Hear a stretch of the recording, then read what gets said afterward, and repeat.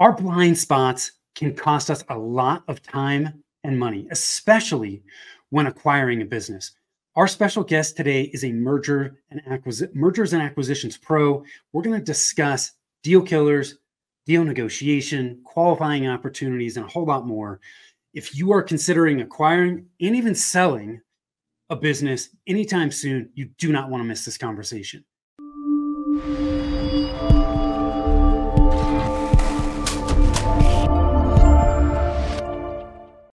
I am Tim Fitzpatrick with Rialto Marketing, where we believe you must remove your revenue roadblocks to accelerate growth, and marketing shouldn't be difficult.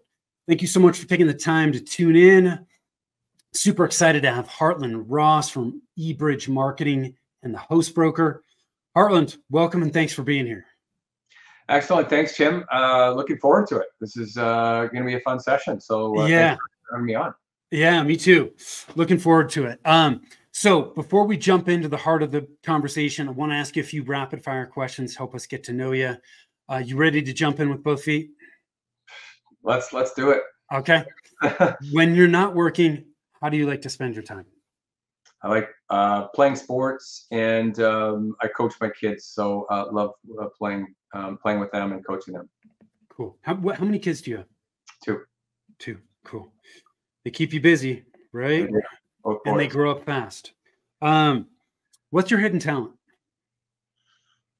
I think I'm quite good at being able to anticipate what could go wrong before it goes wrong, and trying to come up with a plan or ensuring that we're sort of one step ahead. That's a great talent to have. as long as you listen to it, right? Yes, true. Yeah. What's the best piece of advice you've ever been given?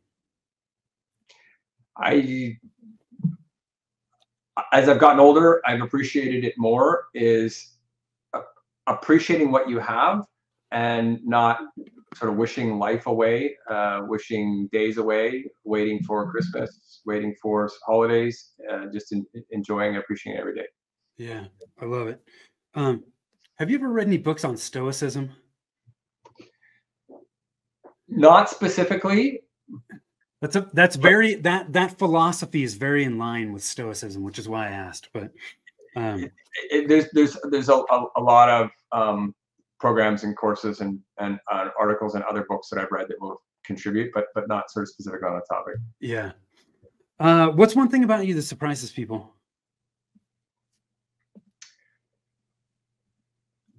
I think the ability for me to have insightful questions, detailed questions. Some might argue too analytical, too detailed, but it's a useful tool in the toolbox. Yeah. What does success mean to you? I just like being able to show up every day with integrity and authenticity, and be able to feel good about myself and kind of the value that we deliver as a company, and me personally in my everyday life. Where's your happy place?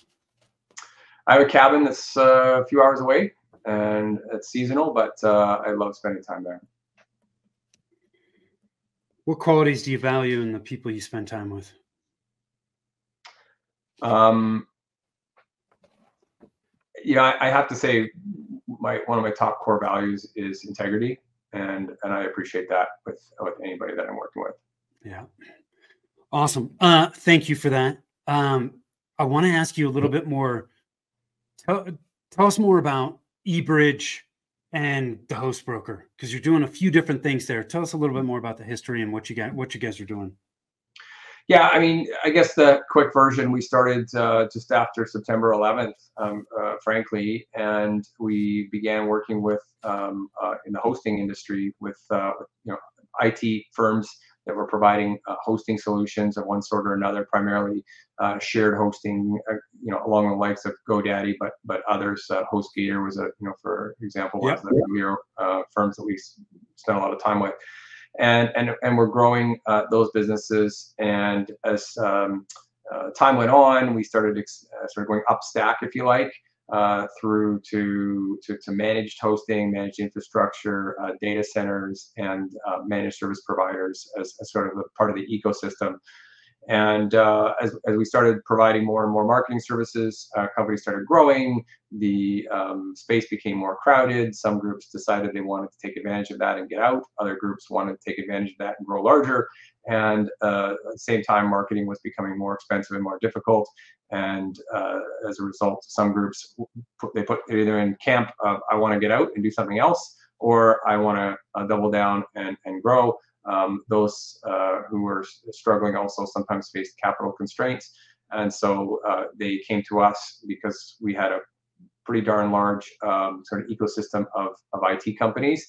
And speaking at conferences, had a lot of connections and conversations, and some people who wanted to buy wanted to know who they could buy, and people who wanted to sell wanted to figure out who they could sell to.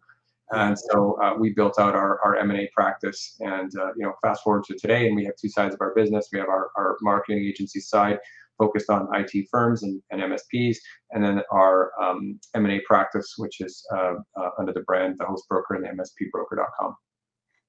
And on the M&A side, what specifically are you doing? Are you helping both buyers and sellers? Are you bringing them together? What does that look like? Yeah, I mean, our real focus is doing just that, right? We're acting as an intermediary, and we're trying to put buyers and sellers together, frankly, with the intention of a successful outcome.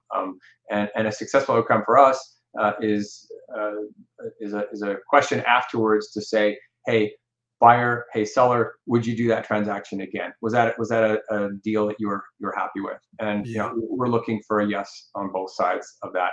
And it means they got value for what they were, if they were a buyer, for what they invested. If they were a seller, they think they got fair value for what they were giving up. And that the experience, more so than just money, but the experience was good all around. And that means it was good for them, it was good for their employees if they have any, it was good for their customers. So it ends up being a win-win-win. And that's really our focus. And so as a result, there's all the touch points in the process prior to that that we are looking for to try to ensure that we have that kind of an outcome.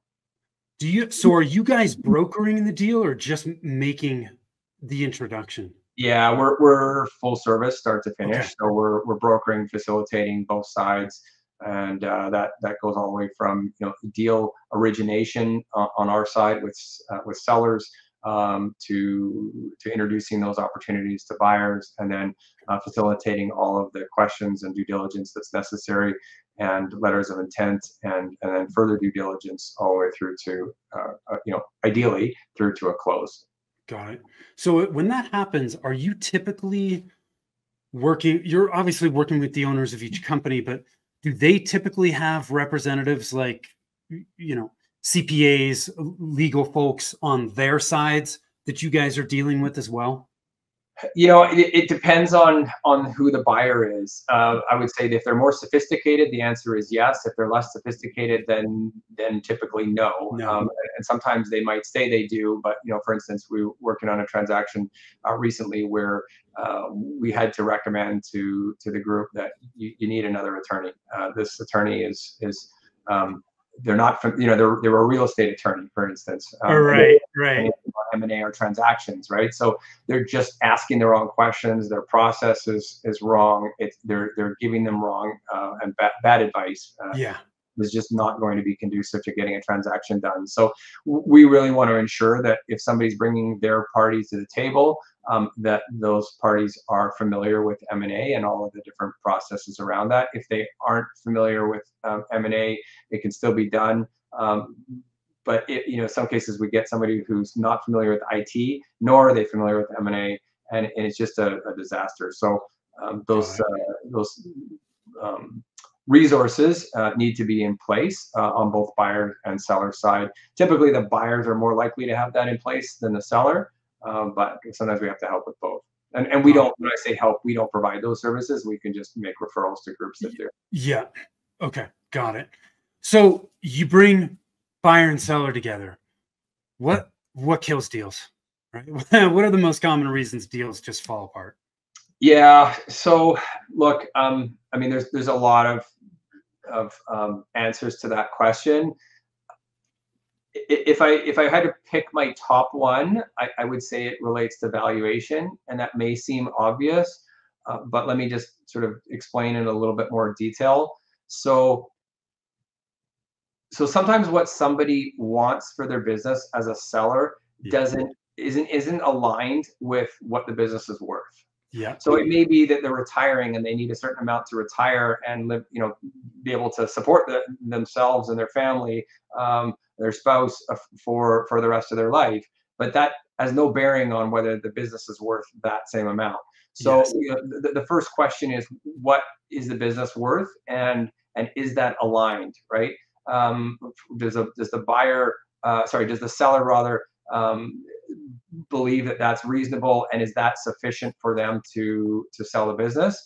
And is the buyer got a good sense of what the seller is looking for from a valuation perspective? Now, most of the transactions don't have an asking price, and so as a result, it's hard as a buyer to sometimes evaluate that.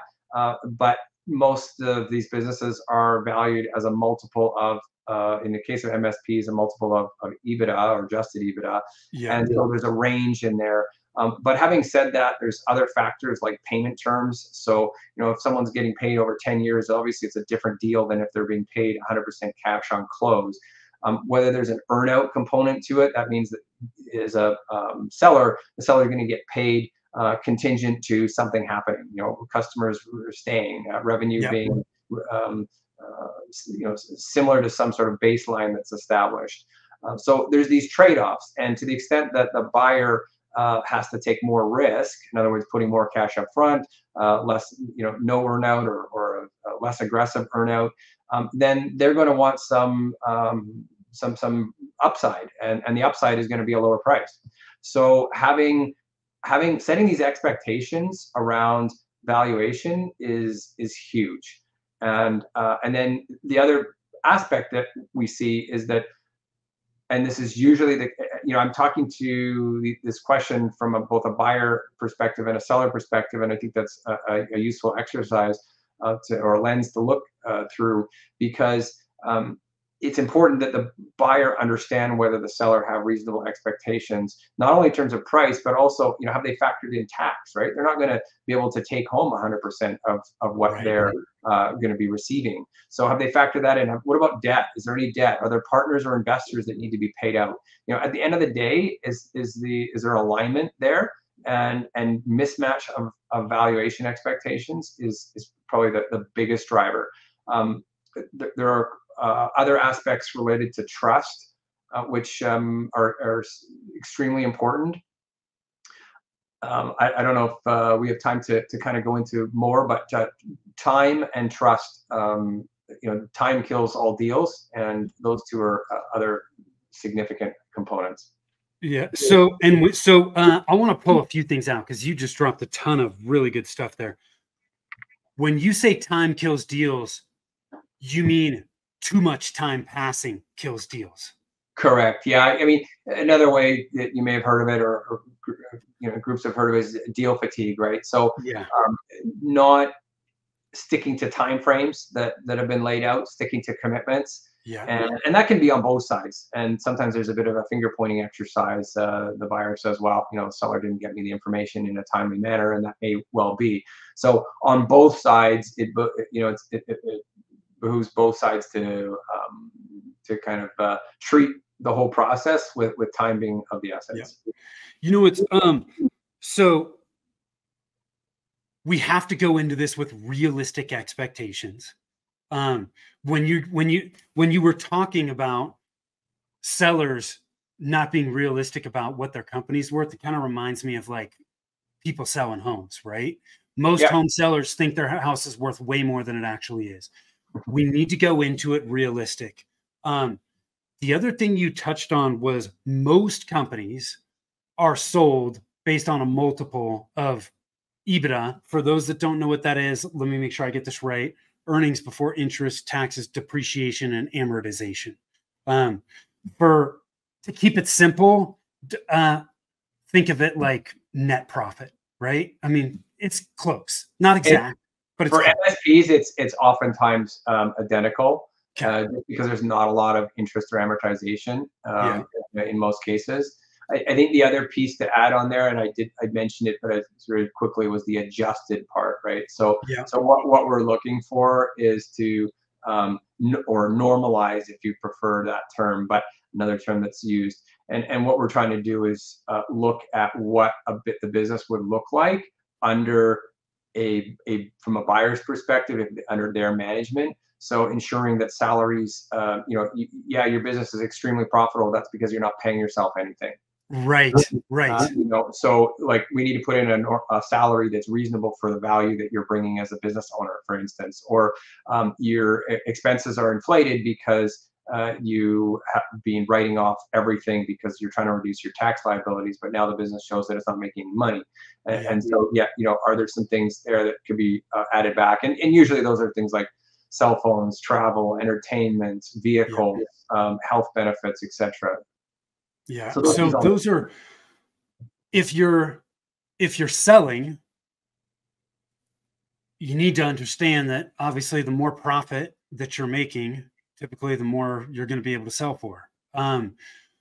Outside of making any of those adjustments. But the other thing you touched on, which I think is a really interesting thing for most people to think about, is like, just because you sell doesn't mean like you're riding off into the sunset immediately. Like some of these deals, like you said, sometimes they're making 100%, but oftentimes the owner is having to stay on for a certain period of time. They've got a period, maybe it's 1, 2, 3 years where they're staying on to hit certain revenue goals to make additional money, right? These things can be structured all different kinds of ways. And those things all have an impact on how much the business sells for, right? Absolutely. And when you talk about valuation, I mean, from my perspective, I always recommend looking at it holistically. So valuation in and of itself is, so I got X multiple, but it also, but oh, wait a second, I need to work for the next 2 years and I'm not being paid for it, or I'm Right. for the next 2 years and I'm being paid peanuts. Or flip side, actually, for tax implications, sometimes you're paid a quote unquote management fee for the next 2 or 3 years, Yeah. which punts the tax liability down the road. And you may or may not even necessarily need to do anything for that money. It's on paper as a management consultant agreement, but there's no real expectation for you to do very much. Yeah. So take into consideration this full package, and also the stress and the role that you'll play. Right, if you're involved, presumably and in low likelihood, you're going to wear far fewer hats than you were wearing before. And so Yeah. that will get rid of some stress, and maybe make life a little bit more pleasant for you, particularly if you're not inclined to certain aspects of the business like managing people or sales or something. Then it makes it a more pleasant experience, and you might be willing to accept a lower salary, in exchange for Right. that trade-off. What's the multiple range right now in the managed service provider space? Well, it's obviously very much dependent on a number of different factors. The biggest one being the size of the business, and so if you're a $10 million MSP, it's a different story than if you're $250,000 MSP, annualized revenue.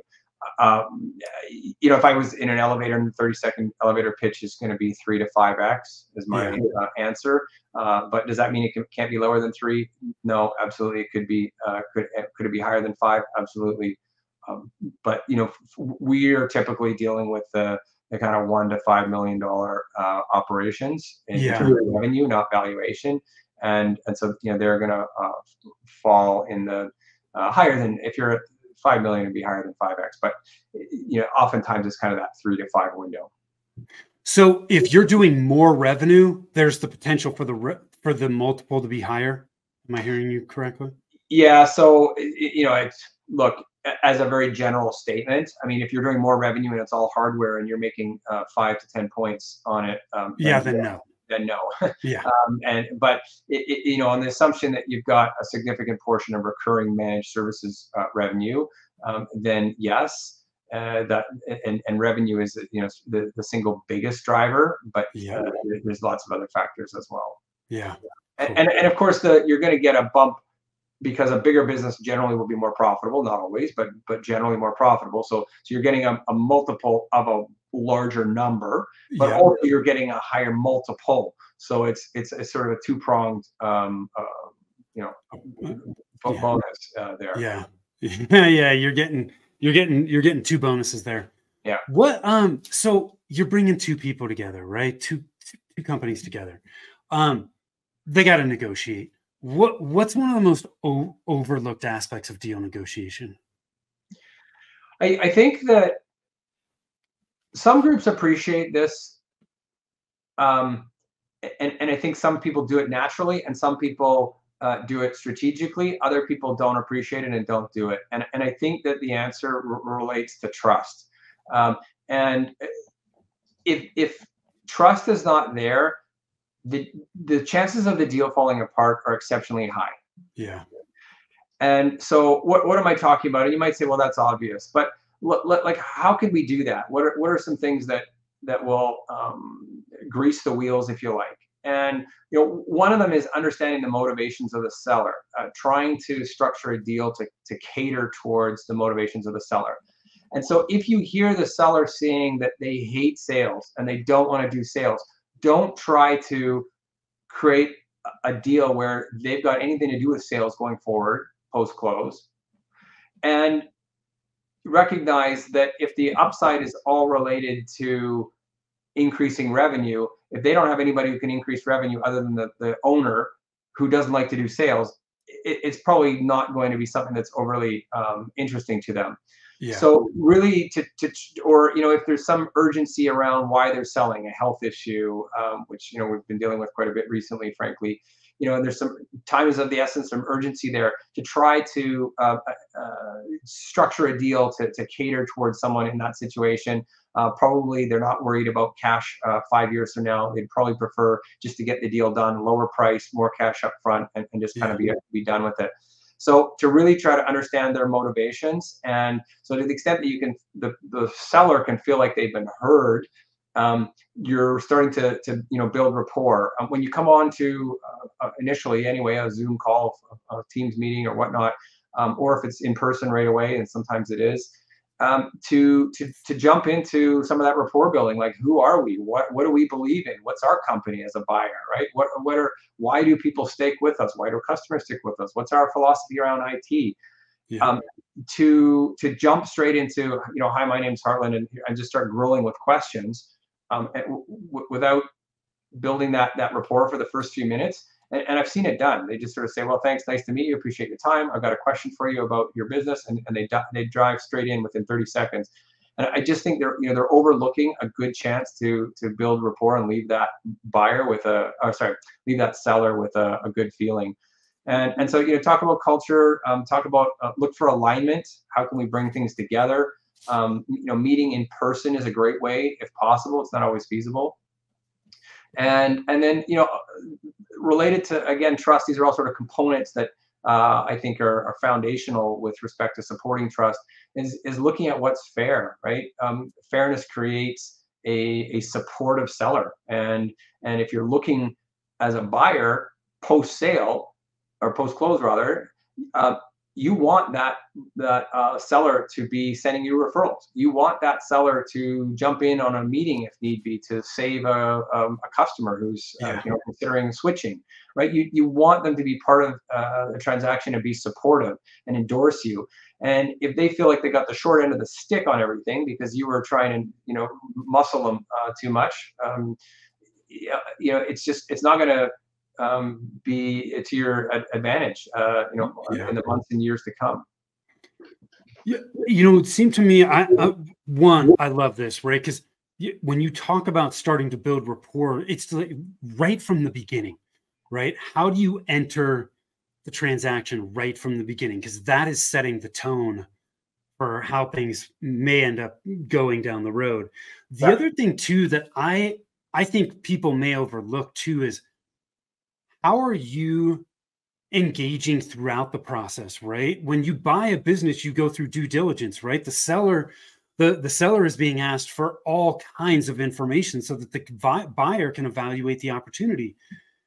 If it takes the seller forever to get specific information, like, man, that's not giving the buyer warm and fuzzy feelings, right? Absolutely. And so how you conduct yourself through the transaction is also going to help continue to build that trust. And, just, I mean, look, these people in a lot of cases the buyers are putting out a lot of money, and they want to make sure they're doing everything that they possibly can to make sure that this is a solid investment. They cannot do that without the right information.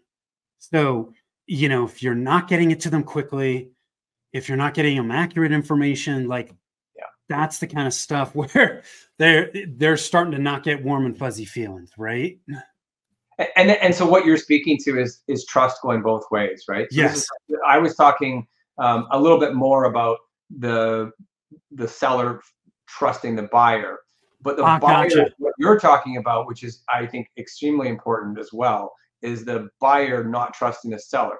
Because when the buyer is ready to write a check and they feel like, well, wait a second, I'm not sure that I'm going to get what I thought I was going to get, or what he was or she was presenting or talking about, then the buyer is just going to get cold feet and run away, and that does happen, and it happens because exactly as you're saying, the seller promised them they would get them something by last Friday, and now it's Thursday the next week, and they still haven't got it. There's no end in sight, and oh, it's only partial information. You can accept that happening once, maybe twice, but as it continues to happen, and then they start to see other issues, and of course now they're heightened. Sense of kind of scrutiny is heightened, and looking for problems. It kind of makes the buyer wonder, like, how are they running their business if I can't even get this information, right? Yeah, that's exactly it. Yeah. So, so like as a buyer, how do I qualify a deal, right? What do I look for when I'm screening opportunities? Yeah, I think this is something that's a very important topic, because buyers who are not experienced tend to get fixated on elements of a deal that at the end of the day are not what I would call deal killer issues, right? It's like, it's information, it's useful information, it needs to be factored in, a decision needs to be made, but it's not going to be instrumental in deciding whether there's a good fit for that business or not. And so I always suggest that groups really focus on the things that are going to push this to a yes or a no as quickly as possible for everybody's time. As a buyer, particularly those who are not so experienced, there is a learning process, no doubt. I mean, most groups are not kind of, even if they've done a deal, that the next deal is entirely different, and maybe it was a couple of years ago, and they're not doing this like every week. Some are, but most of them aren't. Even if they did like 2 a year, it's still not something that they're doing on a regular basis. So to get familiar with what's important to you, and to try to screen opportunities out as quickly as possible. So who this customer base, are they going to be adding some value to your existing business? I mean, the last thing you want is to buy a book of business where you've essentially got two customer bases that are disparate from each other, and there's no real way to integrate them, right? Maybe they're different industries. Maybe it's a different profile. You've got some enterprise customers and you've got some small business customers. So they really need to fit. So how do is this business strategically fit into your business? Are you able to upsell some of these customers, cross-sell some additional services? Wow, this would open up the door now for our existing base, and now we can offer this, that, and the other thing to this existing base, right? Maybe there's an acqui-hire type situation. So there's some people that are being brought along as a buyer that you're going to get, that will allow you to have some expertise that you didn't have before, right? And some confidence in selling other products or services. Looking for customer concentration, I don't think that should be a deal killer, but it is for some. I just think there's ways to manage it, right? You're going to put a heavy focus on an earnout, so contingency structures in place for customer concentration, and so that's an important one. And if it's something that is important enough that you feel that I'm not willing to take that sort of a risk, then let's discuss that up front, right? And customer concentration might be one customer who represents 20-30% of the business. Yes, thank you. It could be one customer representing 80% of the business, and we have those, right? Yeah. So at that point, does that change your mind? So looking at that, our customers on contracts, and if they are on contracts, what's the nature of those contracts? Can they be canceled? And if so, under what terms? Ideally, auto-renewing annual contracts are kind of the best. Can't be canceled within, except subject to like 30-60 days prior to renewal. Right. But otherwise, there's index pricing is indexed to inflation or something. So that's a component of it. But customers on contracts gives the buyer security. So as a seller, you would want that. Even if you don't want that for running your business as an existing business, if you're trying to sell the business, it's going to be extremely attractive and ultimately, benefit you with better payment terms. Another one is just pricing mismatches, right? So if you're at $175, $200 a seat device endpoint, and you're looking at a deal where the person's charging $75. You're never going to move. Yeah, you're never going to move that $75 customer a month to $200. It's just not going to happen, and so you're going to lose them. So what is that differential? How far can you move them? What does the seller say about that base in terms of their openness or receptiveness to making that jump? And I think it would be impossible to do that. But what if it's 75 to 125? That might be doable. Increase, especially if there's value that can be presented. Harlan, the biggest takeaway that I'm hearing from what you just shared, and there was a ton of good stuff in there, is that as a buyer, we need to know why we're doing this, right? Yeah. Why are we doing it? What are our plans? What do we want to accomplish? And that is going to help dictate what we need to look for in the deal. Yeah, absolutely. Right. And then if it's checking enough of those boxes, then maybe we should move forward, right? To go back to the house analogy, when I'm a buyer going to look for a house, like you never find the perfect house. There is no perfect house. You have to know, what are you looking for? What are the must-haves? What are the nice to haves? And everything else just goes away. Right. And so, I mean, it's a pretty simplistic way of looking at it, but it's pretty similar, right? And so it's that old saying, right? If you don't know where you're going, any path, road will take you there. Yeah. And so if you don't have a clear idea as to what you want, then you just get confused. You're asking kind of random questions. You're going down different roads. It's the questions, and it will come off to the broker if there is one, and it'll certainly come off to the seller that at least, even if they're not experienced in going through a sell side process, if they talk to others who are very clear on what they want and ask questions, you will then be sort of compared to another group that they're talking to, and it's just not going to reflect well on you. So absolutely, you need to be clear on what you're looking for. Another one just to add in, I was thinking about that's important is the revenue mix, right? So, if there's, we talked earlier, if it's primarily a hardware and maybe break fix business, like most people aren't interested in that. But at what point does it become interesting if you've got some managed services and some projects and some hardware? That's you need to decide what the threshold is. We typically see around 40% managed services being where people are interested, and anything less than that, they're not. Yeah. Or there's a significant drop off in interest anyway. Yeah. This is awesome, Harlan. You've shared a lot of good stuff. Any last minute thoughts you want to leave us with as we think about this? Look, I think that someone like having a conversation with someone like myself, if you're a seller and having a conversation with someone who's gone through the process, even if it's a different industry, could be helpful. If you're a buyer, doing again, having conversations with someone like myself or someone who's gone through an acquisition process. Obviously, there's plenty of stuff on the internet, including on our site, that you can use to prepare yourself. But I think that on both sides, preparation is important, and you'll feel more confident in the process. At some point, there is you just gotta jump in and start moving forward. You're never gonna have everything. Yeah.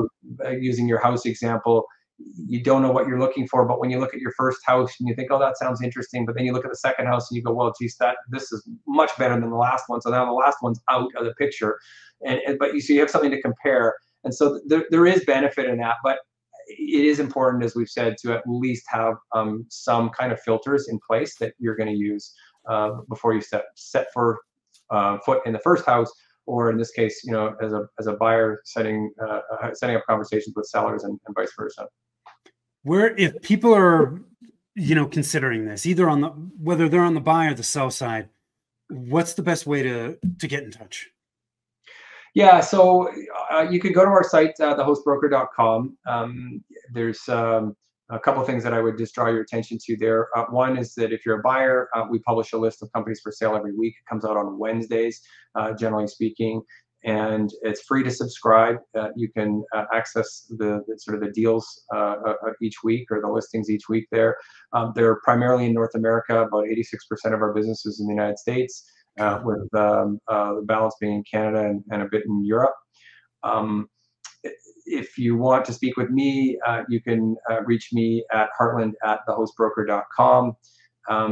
The other thing that might be of interest, and Tim, I'm not sure that you're aware of this even, but we're in a couple of weeks doing a session that is focused on the sell side process, called ExitCon, and it's a half-day online session. And for those who are listening to a recording of this, that session may have passed by that point, but there will be a recording of it as well, and it'll be a deep dive on a lot of things that are useful for primarily for sellers. And I would argue that anybody's a seller at some stage, even if it's not today. Yeah, absolutely. Awesome. Well, Heartland, thank you so much, man. I really appreciate you taking the time to share your experience with us. There was a ton of value in there, so thank you for that. If you're an MSP in the IT space, you're thinking about buying or selling, please reach out to Heartland and his team over at the Host Broker. Those of you that are watching, listening, appreciate you doing so. Look, if you're at that stage where you're thinking, I might want to sell, the more you can drive revenue, the better that's going to be for you. And we can help with that. So connect with us over at rialtomarketing.com. Or if you want to know which of the 9 revenue roadblocks are slowing down your growth, you can do that over at revenueroadblockscorecard.com. So thank you so much. Till next time, take care.